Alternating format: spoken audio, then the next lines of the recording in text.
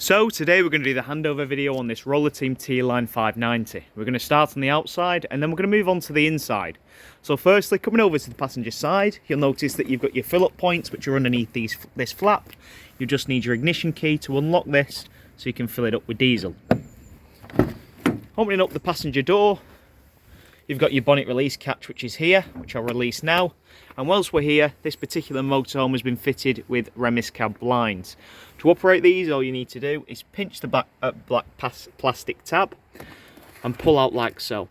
Lead these from the bottom and let them connect up via the magnetic strip on the side. You've got the same again on the other window, and then the big window at the front. Again, just pinch and pull the blinds so they meet up into the middle. And again, that magnetic strip will just ensure that they connect up nice and easily. When you're taking these blinds in, just be delicate with them. I typically find if you lead from the bottom, just like so, it will stop them from getting caught and twisted, and then you can just offer it back up to the blind and let that connect into position, like so. Underneath the bonnet, the main thing that you need to know underneath here is if you're ever going to jump start the motorhome. If you're jump starting it, your negative terminal is just located here as indicated by the sticker, so you can connect your negative onto there, and your positive is just within the engine bay. Flick this plastic cap up and your positive just goes onto that tab there. There's a little plus sign on there to indicate that that is the positive. Whilst the bonnet is open, just to point out a couple more things, you've got your engine oil here along with your dipstick which is just below that. You've then got your brake disc fluid above, your engine coolant is at the front, just behind that is then your power steering fluid, and then right in the corner here is your washer fluid for the front windscreen. Now moving around to the side of the motorhome, you'll notice this vehicle has got a full awning attached to the vehicle. I will send you a separate video showing you how that awning can operate. Two main things to just bear in mind is if it's a windy day, you should put the awning back in. You don't want to be using the awning during wind, because if you get any bit of wind underneath there, it could potentially pull it away from the side of the van, damaging your van and also others on the campsite. And if it is raining, I'd advise putting the awning back in. You don't really want the awning to be wet, because at some point you will need to dry that out. On the side, just behind the driver's door, you've got a large locker here. And within this locker, this is where your gas bottles can be located. We've also got an inflation kit for the vehicle and the vehicle's paperwork, and alongside that you've got your gas bottle, which is part of the gas flow system that's been fitted. For the gas flow, to fill that up, obviously just take away or open rather the locker, remove this black bung here, and then you can go to a petrol station or a gas station. They'll have a pump that you can just connect onto and then fill the tank up. Now I can show you more in detail on the day of your collection, but you've got a little dial on here to indicate when that is full, and just bear in mind that you will need the tank to be closed when filling this up with gas. One important thing as well is when you are using the vehicle, or when you're in transit rather, make sure that the gas bottle is turned off. You don't want any gas flowing through the vehicle as you're travelling, because obviously if you're involved in a collision, it could go wrong. It's highly flammable, so only have the gas on when you are stationary. Moving around to the rear of the motorhome, you can see on the back you've got a bike rack, and on your side locker, I'll open that for you now. In there you've got a really good bit of storage. So you've got your your ladder for your bed, a couple of your carpets, and also your awning winder which is located in there. That is fully heated and insulated as well, so if you're putting anything damp in there, you can use it. Going to the rear of the motorhome, as I pointed out, you've got your bike rack which is attached to the back, and just below that you've also got a locker. This locker houses your cassette toilet. And with that open, you can see that your cassette toilet is just located there. To remove this, all you need to do is pull up on this yellow tab and slide the cassette out towards you. Now, please ensure that before you remove the cassette, the blade on the toilet is closed. Now, I'll show you where that blade is. It's actually on the inside of the van. I'll show you and explain where that is when we move on to the inside. But you need to ensure that that is closed. If it's open, you won't be able to remove this cassette. It will get jammed, and previously people have pulled that and obviously subsequently broke the cassette. So always ensure that that blade on the toilet is closed before removing this. It should pull out relatively easily. Now once you're at this stage and you're draining it down, you've got this funnel at the front. You need to slide the funnel out and remove the yellow cap. You've then got a yellow button on the back which will release an internal vacuum, allowing you to empty the contents of the cassette. You can then put a bit of water in here to swill out the cassette, and if you're using blue fluid to break down the waste that will be in the cassette for later use, there's a little measurement on the top of that cap and you can put it directly in there. Once you've done that, put the cap back on, slide the funnel back into position, and that cassette is ready to go back into the vehicle. You will also notice that you've got this yellow valve here, or a turn operation, and as I say, it does turn. This actually makes contact with the cassette, with the blade on the toilet, and will allow you to open and close the cassette when you need it. This should always stay in this position. If this is off slightly, that cassette will not go back in. So always ensure it's in that position. Basically, if you got it out like that, it should go back in like that. It's as simple as that. Once you've drained it down, pick the cassette up, offer it back up, just like so, and slide into position until you hear that big click. That indicates that the cassette is back in situ and it's not going anywhere. It's nice and sturdy. Now directly underneath the cassette on the rear bumper, you've got your access to your wastewater drain down. There's a handle here. If you pull that towards you, that will drain down your wastewater tank. Push it towards you and that will seal the wastewater tank. On site there'll be a big grid that you just need to line yourself up with. Drive over that and open up that wastewater tank. Moving on to the other side of the vehicle, you can see that you've got your connector point for your 230 volt electric. So when you're on your campsite, you can hook that up. That will charge your leisure battery and provide you with 230 volt electric on the motorhome. So any plugs or anything like that can be used. And then next up, you've got your fill up point for your fresh water tank. When you're filling up with your fresh water, I recommend using a food grade hose pipe. Although I don't recommend drinking out the fresh water tank directly, you should really use a food grade hose pipe. That will just ensure no bacteria gets in the tank. And then finally on this side, you'll notice that you've got your vent, which sees trimmer on there. This is basically the vehicle's chimney. It can get quite hot, that, so just give it a bit of a wide berth. Okie dokie, so we're now on the inside of the motorhome, and as we come through the habitation door, you'll notice directly above, you've got your control panel, and also a control panel for your heating. So firstly, the main control panel, you've got your on and off switch here, as indicated by the control panel. If I turn that back on, that will turn everything on in the motorhome. That is basically the main isolator switch. Above from there, you've then got your lights, so you can switch that. That will turn all your lights on in the motorhome. Above there, you've then got your leisure battery voltage. You can see we're more or less 100% there. And then next to that, you've got your vehicle battery voltage. Click that, and that will then show you the battery voltage for the front cab. Moving on, you've then got your temperature. If I click that again, it'll also tell you the temperature on the outside. And then next to that, you've got your fresh water tank percentage. There's nothing in it at the moment in that tank, so it's reading 0%. But when you've got water in there, it will come up with a reading and tell you how much is in that tank. Coming back down, because we missed a couple of bits here, next to the light panel, if I click that, that's a little awning light. So if I click that, there's a little door light on the outside that will turn the light on. And then underneath that as well, you can see that you've got a pump.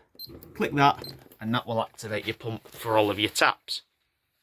Now obviously only run the pump when you've got fresh water in the tank. You don't want to be doing that if you've no water in it, because obviously over time it will eventually burn your pump out.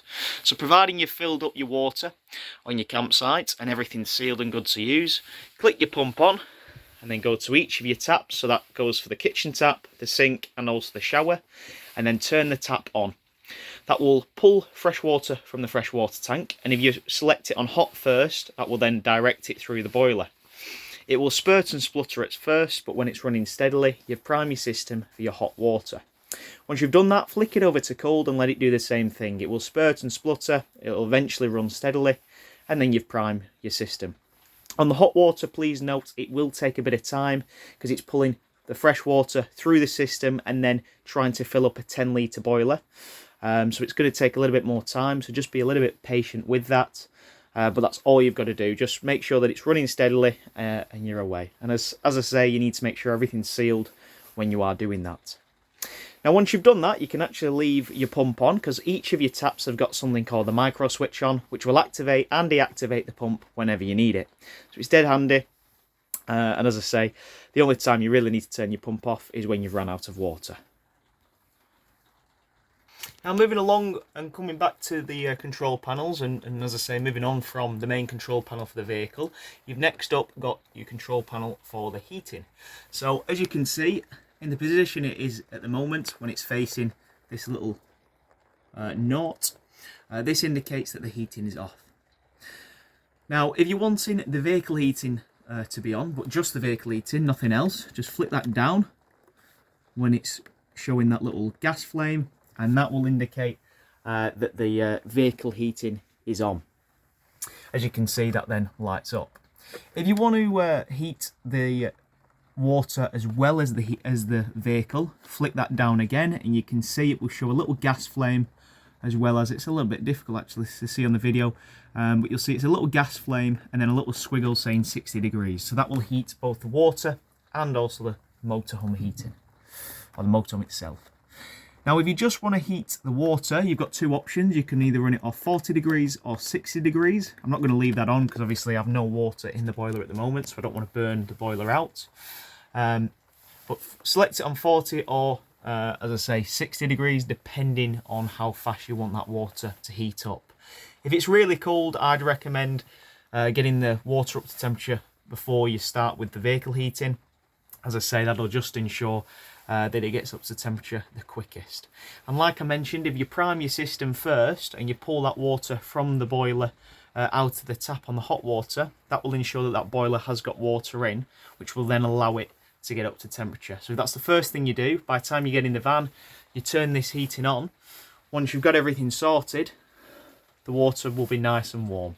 It's going to take about 30 minutes or so, depending on obviously the conditions outside, but if that's the first thing you do, by the time you've got everything sorted in the van, it'll be nice and warm, ready to use. Now coming back up to the control panel, that's really everything for the heating. It's dead simple, but you have also got this dial right on the front of it, so once you've selected what you want to be heated, you've then got a dial here to change the temperature as well to, again, improve it. So moving away from the control panel and now into your lounge, the great thing with this model is it's got a huge lounge, and above that you've got your drop down bed, which is your main bed in the motorhome. Now this bed has got two settings. You can either have it halfway and you can get a ladder up to it if you wanted to, or as you can see on the rails on the bulkhead, you can lower this table into position and this drop down bed will drop all the way down. Now with the drop down bed, it is an electrically operated. You need to ensure that you've got obviously enough power in the motorhome. It will run off the 12-volt leisure battery, but make sure that that is fully charged. Now a lot of people say, oh, what's the issues with the beds and things like that with it being electric? We don't actually get a great deal of issues with the beds. Majority of the time, what tends to happen is you blow a fuse. The reason for blowing a fuse is you've often overloaded the bed. So you might have put some pillows on there or something like a really thick duvet, which has then caused it to, as it's gone up, it's pressed against the ceiling and then blown a fuse. So just always make sure you take some spare fuses with you, just in case that happens. And with your bed, although you can leave your bedding on there, just make sure it's not really thick pillows or anything like that, or thick duvets, because as I say, you do run the risk of blowing your fuse. Now worst case scenario, you do have a manual override. The manual override is just located here. I don't know how easily you can see that on the video, but there's a little hole just in there. You'll have a manual override that slots into there, and then you can wind the bed up and down manually should you want to. But that's really a last resort. As I say, majority of the time when something goes wrong, it's just a fuse. So just bear that in mind. Now coming back up to the bed setup, just next to the fridge here, you've got your where your drop down bed can be operated from. Turn the key like so and then press the button here, the down button. That will then allow you to drop the bed. Now, I'm just going to take it up for the time being because I'll show you how this table can drop. This table, you've got, as you can see, a little bar here that pulls across. All you've got to do is pull that bar across and at the same time apply weight onto the top of the table, and that will then drop it into position. I'll do that for you now. As you can see, I've just dropped the table down into position, and that will then allow your bed to drop all the way down, as I say, just through the click of a button. Once you've locked it into position, it will lock in automatically. To bring it back up, just with that bar that I've just used, release that, that will allow the table to rise again. Now, once you're in this position, just make sure that the area is clear. Click that button, and then you can bring the bed down just like so. That will drop down all the way. Now, I did forget to mention as well, you will need to remove this cushion here. That one can stay, but this one does need to remove to drop it all the way down. And as you can see, that bed is now all the way down and ready to be used.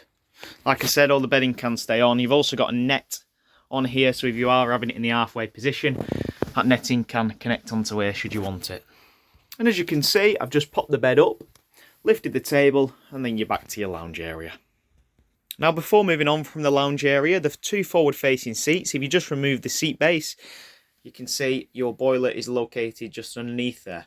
The reason I've just popped this up is just to show you really how to drain down the boiler. It's dead easy. It looks quite complicated, but all you need to know is what these two little valves do. So, to drain down the boiler, as I say, you've got two valves. The blue valve here will allow you to drain everything from the boiler beyond, so all your pipe work and everything like that. In this position, it is closed.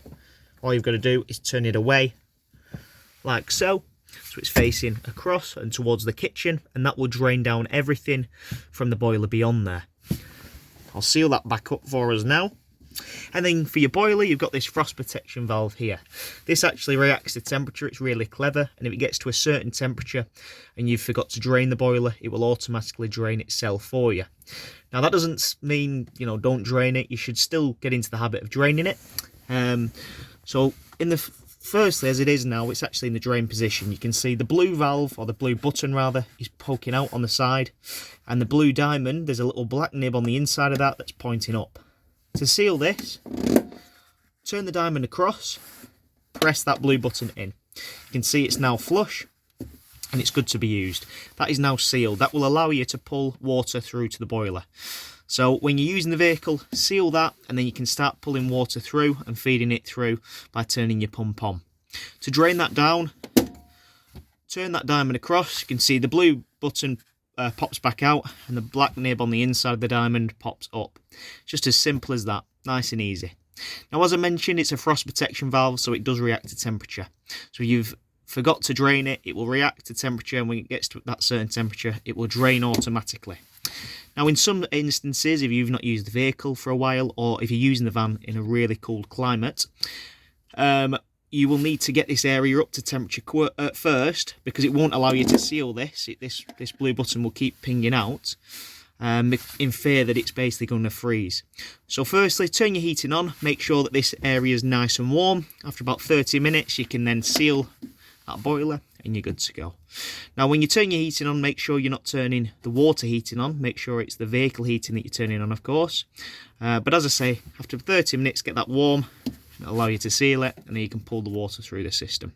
It only really happens that if you've not used the vehicle in a while, or as I say, if you're using it in really cool conditions. Don't worry about it draining on you whilst you're using the vehicle, because obviously your heating will be on. That will only drain is obviously if you've not got any heating on and you're using the vehicle in really, really cool climates.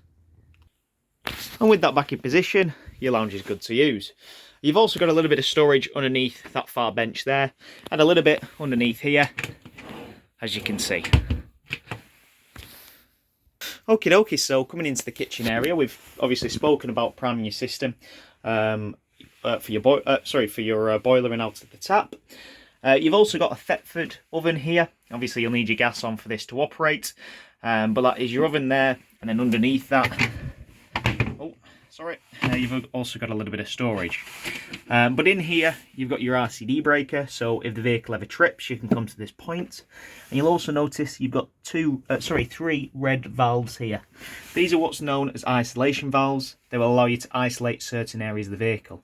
These are only for use for technicians. You should never really be playing around these with yourself. Everything that you need to know is on that panel, but just to explain, they are isolation valves. Just leave them as they are. So on the other side of the kitchen, you've got obviously your fridge. You've got your freezer up at the top and your fridge, which is below. Your fridge does a really good job at getting things down, maintaining the temperature of things, but it does struggle getting food and things down to temperature. So what I'd recommend is put cold things in the fridge and put frozen things in the freezer, and it would just allow it to maintain the temperature a lot better. Now, to turn the fridge on, you've got the main power button here. Hold that to turn it on. Using this square button here, hold this in position until it starts blinking, and then using these arrows you can flick between the options. First option is 230 volt electric, second option is 12 volt electric, or 12 volt battery power rather, and the third option is the gas. To select, click the square.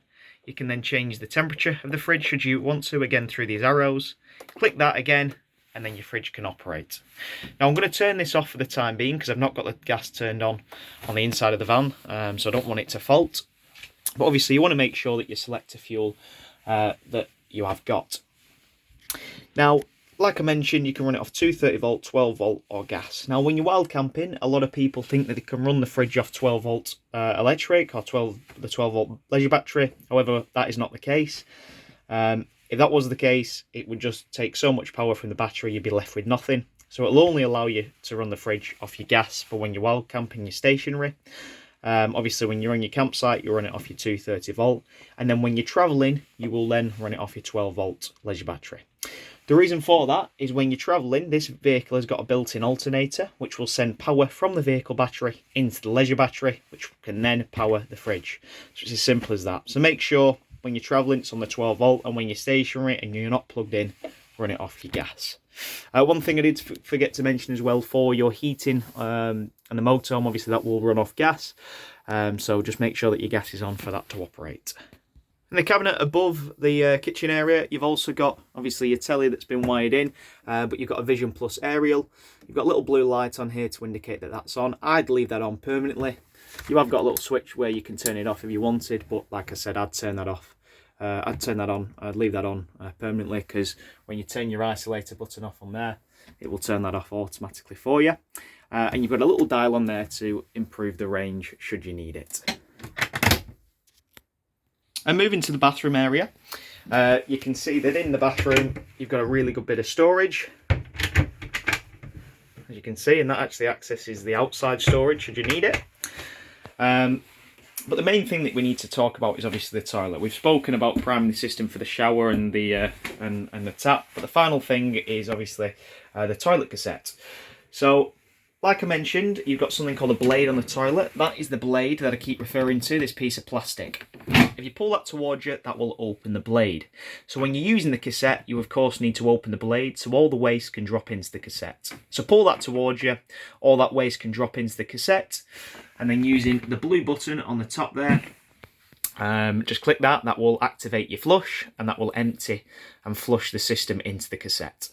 Now once you've done that, you close the blade just by pushing it away from you. You close the blade for two reasons. The main reason being is it stops any odours from escaping.